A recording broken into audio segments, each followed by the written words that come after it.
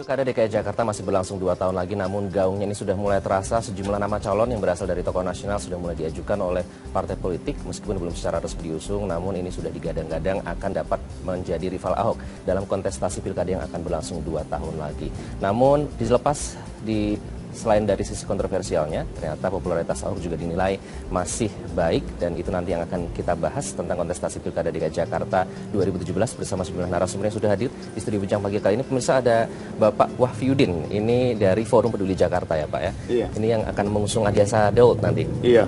Baik, terima kasih sudah hadir di studio Bincang Pagi. Sama-sama, terima kasih. Kemudian ada Mas Niko Haryanto, analis politik. Selamat pagi Mas, apa kabar? Selamat pagi. Baik ya, selalu baik.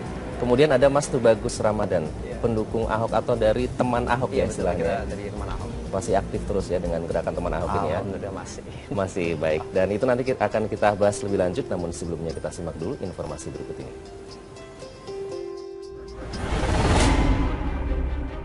Pemilihan Gubernur DKI Jakarta memang masih akan digelar 2 tahun lagi, yaitu pada 2017. Namun gaungnya sudah mulai terasa. Banyaknya tokoh yang bermunculan menjadi pesaing Ahok pada Pilkada DKI Jakarta 2017 mendatang disambut oleh Ahok. Meski masih 2 tahun lagi, Ahok yang kini menduduki kursi nomor 1 di Jakarta itu tegas memastikan dirinya bakal mencalonkan diri kembali sebagai gubernur di ibu kota pada Pilkada 2017 mendatang. Komandan Jakarta itu pun telah menyiapkan sejumlah amunisi untuk menghadapinya berupa program unggulan ibu kota. Ahok memastikan amunisi itu akan menyulitkan para pesaingnya di Pilkada 2017 mendatang. Diakui oleh Ahok, komunikasi politiknya kini sudah mengalami perubahan, termasuk klaim hubungannya dengan DPR DKI. Ahok juga menantang kepala-kepala daerah yang berkualitas untuk menjadi rivalnya nanti. Wah, itu yang saya katakan, sejak kami masuk ke DKI, tujuan kami masuk apa? Supaya seluruh kepala daerah di Indonesia itu punya potensi, punya kesempatan untuk bertanding jadi gubernur DKI. Kalau semua yang terbaik mau jadi gubernur DKI, maka warga DKI mendapatkan gubernur yang terbaik dari yang terbaik. Bukan yang baik dari yang terburuk. Jadi itu pilihannya banyak. Kalau kamu dagang punya duit, bisa banyak yang jualan, untung di kamu nggak? Untuk menghadang Ahok kembali duduk di kursi gubernur Jakarta, sejumlah partai politik pun mengusung sejumlah nama tokoh nasional. Partai Gerindra misalnya telah menyiapkan sejumlah nama besar, seperti pengusaha Sandiaga Uno yang sudah mendeklarasikan siap maju di Pilkada DKI dan Wali Kota Bandung Ridwan Kamil. Golkar pun menyiapkan sejumlah kadernya seperti Tantowi Yahya, Aziz Samsyudin, dan Idrus Marham.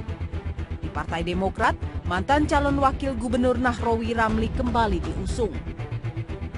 Sedangkan PKS mempertimbangkan mantan Menpora Adiasa Daud dan Triwi Saksana sebagai bakal calon gubernur DKI.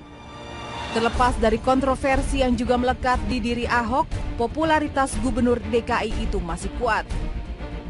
Lalu orang memperkarakan gaya Ahok yang cukup keras, dikiranya ini koboi yang terlalu liar dan seterusnya. Tapi saya kira lepas dari itu masyarakat juga tetap mencintai figur seperti Ahok karena terbukti ya sekarang dengan dia maju sebagai calon independen, banyak kampanye-kampanye yang volunteer yang muncul secara sukarela juga justru mendukung Ahok. Nah, ini sebetulnya potret bagaimana Ahok ini didukung oleh suara publik. Popularitasnya dan tingkat penerimaannya di publik yang cukup signifikan. Ini yang membuat dia berpeluang besar. Nah, sementara figur-figur lain ini kan masih abu-abu ya. Hebat tetapi belum tahu posisinya di mana dalam konstelasi politik Jakarta. Nah, belum kalau kita melihat bahwa ini ada yang di backup oleh kepentingan partai dan seterusnya. Dan Ahok sendiri dia maju secara independen dan memperlihatkan bahwa kekuatan dia adalah rakyat Jakarta. Kekuatan dia bukan partai politik. Dukungan politik secara real juga menjadi salah satu faktor untuk bertarung di pesta demokrasi 5 tahunan di Jakarta. Selain itu, skema dukungan parpol juga menjadi kalkulasi politik lainnya. Selain soal usia dan soal track record, itu juga penting menurut saya ada dukungan politik yang real gitu ya. Nah ini yang sebenarnya bisa masuk di situ karena Ahok kan masih harus berjibaku dengan dukungan partai politik ya kan. Apakah ada partai politik yang mau dukung dia? Sekarang ini kan inisiatif yang dilakukan adalah kandidat independen dengan cara menginisiasi dukungan publik misalnya lewat kawan Ahok dan lain-lain. Nah, tetapi apakah kemudian mudah? Tentu tidak mudah. Tetapi kalau kemudian dia sampai mendapatkan dukungan, misalnya minimum administratif ya, untuk kemudian melaju menjadi kandidat, tentu ini juga akan menjadi sebuah sejarah juga kalau dia menang dari jalur independen.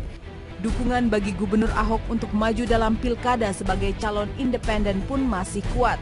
Di antaranya, kelompok relawan yang menamakan teman Ahok yang terus merentangkan jaringan untuk menggait KTP warga DKI. Pengumpulan KTP itu sebagai syarat pencalonan Ahok dalam Pilkada DKI 2017.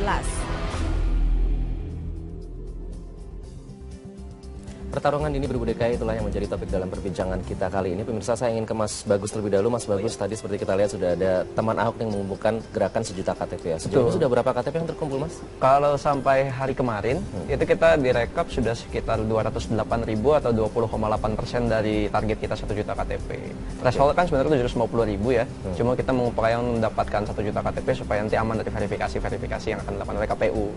208.000 sendiri kalau kita mau banding-bandingin dari suara partai di Pileg kemarin, itu sebenarnya sudah melewati suara dari PAN 172.000 dan suara dari Nasdem 206.000. Next milestone kita mungkin adalah PKB sekitar 263.000 ya. Gitu. 1 juta KTP ditargetkan akan tercapai kapan dan optimis tidak? Kita sih sebenarnya akan mengupayakan itu selesai sebelum Juli 2016 karena kan verifikasi calon independen dimulai dari bulan tersebut gitu. Dan kita sampai saat ini sih kita punya target harian, kita punya target mingguan dan target bulanan. Sampai saat ini semuanya sudah bisa ketutup gitu. Target harian kita ketutup, target mingguan kita dan target bulanan. Itu semua datang secara sukarela ya Mas ya ke posko yang mengumpulkan KTP. Iya, apalagi gitu. Kita nggak bisa menjual apa-apa gitu kan. Ini kita juga memang kesukarelawanan gitu loh. Nggak ada lain gitu. Semangatnya dari awal sukarela. Betul, ya. Baik, kita ke Pak Wahyudin. Pak Wahyudin, kalau melihat ini gimana Pak? Kira-kira Ahok bisa terbendung tidak dengan calon-calon yang maju termasuk Adi Aksa-Daud? Ini kan semua masih permainan di tingkat permukaan. Belum betul-betul mencerminkan arus bawah yang ada di masyarakat. Mereka yang disuarakan lewat media sosial, kemudian kampanye-kampanye terselubung dari media massa gitu kan. Jadi kelihatannya menggelegar. Apakah arus bawah seperti itu? Nah, ini harus dibuktikan dengan survei-survei. Dan kemudian mendengar dari simpul-simpul orang-orang yang menjadi menyuarakan aspirasi masyarakat bawah. Tapi ini sudah mulai bermunculan Pak, bukan kampanye istilahnya meme kita sebut di media sosial dukung Adi Aksa-Daud itu. Pak Adi Aksa sendiri gimana menanggapi itu? Kalau kampanye dari kubunya Pak Ahok itu dari awal selalu terus-menerus, apalagi dukungan dari media-media besar kan, seperti Metro begitu. Nah itu yang orang tidak boleh terjebak bahwa ada arus bawah. Ada arus bawah yang belum tercover dari top down. Harus dilihat dari bottom up-nya. Harus betul-betul diselami dari bawahnya. 2 tahun itu akan dilakukan untuk itu ya Pak ya? Memperhatikan dari arus bawah? Iya, itu harus dicermati. Jadi karena mungkin barangkali itu juga partai sampai sekarang belum ada yang menunjukkan calon definitifnya. Karena mereka seperti biasa di satu sisi partai itu sebagaimana umumnya politisi cari yang posisi paling aman dong, cari posisi last minute. Tetapi di sisi lain juga karena memang belum ada kepastian dari bawah ini suara yang dominan itu yang mana yang akan dipilih oleh masyarakat. Tapi sejauh ini sudah ada suara-suara dukungan parpol seperti itu Pak ke Pak Adi Aksa? Baru komunikasi politik. Partai mana Pak yang sudah menjalin komunikasi dengan tim Adi Aksa? Banyak. Kalau yang menjalin komunikasi, Pak Adi Aksa-Daud itu sudah menjalin ke semua partai. Bahkan yang menarik, PDIP pun sudah menyuarakan. Oh, ada bocoran sedikit, PDIP sudah menyuarakan. Baik. Mas Niko, kalau kita lihat fenomena ini ya, ada muncul di media sosial, kita lihat ada teman Ahok, kemudian ada lawan Ahok, kemudian banyaknya calon yang bermunculan. Ini fenomena apa sih? Ya, saya kira ini fenomena yang relatif baru di dalam dunia apa? Ya, saya kira ini fenomena yang relatif baru di dalam dunia apa. Memang kita kalau melihat semenjak ada pilkada tahun 2005 gitu ya atau 2004 mulai ada pilpres segala macam, itu belum mulai dengan medsos, tapi medsos mulai berkembang pesat itu sejak pilgub di Jakarta 2012 yang lalu. Nah, memang Jakarta ini kalau kita bicara pemilu ini ada banyak anomalinya, gitu ya, ada banyak anomalinya di mana misalnya tokoh yang didukung oleh kekuatan-kekuatan politik mayoritas di Jakarta itu belum tentu menang, gitu kan. Kemudian tokoh yang merepresentasikan misalnya mayoritas masyarakat di Jakarta itu juga belum tentu menang. Sekali lagi saya kira seperti Pak Yudin tadi sampaikan, memang arus bawah ini perlu selalu dicek ya, karena memang dinamika politik di Jakarta ini relatif tinggi. Jakarta ini kan barometer dari segala-galanya. Kemudian masyarakat di Jakarta ini kan selalu bersentuhan tidak hanya dengan politik tingkat provinsi atau tingkat lokal, tapi juga tingkat nasional. Oleh karena itu terkadang pilkada di Jakarta itu juga merepresentasikan apa yang terjadi di tingkat nasional. Nah, kalau masalah arus bawah tadi Pak, kebetulan Populi Center itu pernah mengadakan survei di Jakarta bulan Maret, memang sudah agak lama, sudah 5 bulan yang lalu, tapi paling nggak saya kira ini bisa menjadi salah satu basis ya untuk menilai bagaimana di tingkat bawah. Pada waktu itu Jakarta lagi banjir. Kemudian kita adakan survei untuk mengecek istilahnya itu 100 hari pertama Ahok lah. Waktu itu kan baru dilantik kan bulan November, Maret kita lakukan penilaian. Itu 70% itu masih menyatakan puas Pak, memberikan penilaian yang positif. Bahkan kayak kita tanya rapor dari 1 sangat tidak puas sampai 10 sangat puas, itu 70,4% itu menyatakan memberikan nilai yang positif ya. Ini masyarakat Jakarta representatif termasuk yang ada di Kepulauan Seribu. Yang terbaru sudah ada survei lagi Mas? Ya, survei mungkin belum saatnya dikeluarkan gitu kan. Tapi saya kira gambaran itu tidak beranjak jauh. Jadi memang penilaian masyarakat terhadap kepemimpinan Ahok ini masih relatif positif. Itu saya kira yang tertangkap dari survei maupun juga kalau kita lihat analisa dari media massa maupun juga media sosial ya. Nah, bagaimana peluang? Nah, ini saya kira yang menarik karena memang perjalanan waktu ke depan ini saya kira akan menentukan sekali peluang dari masing-masing tokoh yang akan berlaga di Jakarta, baik itu Ahok sendiri atau mungkin wagubnya kalau nanti pecah kongsi atau mungkin tokoh yang lain seperti Pak Adi Saja Daud, kemudian ada Ridwan Kamil, ada Sandiaga Uno, mungkin ada Tri Risma hari ini dan seterusnya. Saya kira peluang itu tentu terbuka. Jakarta ini tetap open field itulah istilahnya. Ini lapangan yang terbuka sekali. Banyak dukungan tentu saja nanti juga akan ada peluang black campaign juga ya Mas. Itu kita berbicara tidak berbeda terkait dengan black campaign ini yang menarik kalau di Jakarta ketika kita tanyakan ke masyarakat ya, kepada pemilih di Jakarta, apakah etnisitas suatu tokoh itu mempengaruhi atau tidak pilihan mereka, 57% itu menyatakan tidak begitu penting latar belakang etnisnya itu. Tapi kalau kita tanya latar belakang agama, 55% menyatakan penting. Penting itu artinya mereka merasa lebih baik memilih tokoh yang seagama dengan mereka, agama dia gitu. Oke, Pak Wafiuddin tadi kalau disebutkan Populi Center sudah menyebutkan survei tentang kepuasan publik. Sudah ada survei kecil-kecilan belum sih Pak dari tim Adi Aksa sendiri? Survei bulan apa? Maret Pak. Bulan Maret. Dan juga dikatakan bagaimana dinamika berikutnya belum dikeluarkan. Saya pikir lembaga-lembaga survei juga belum akan mengeluarkan, karena masih menunggu, masih wait and see.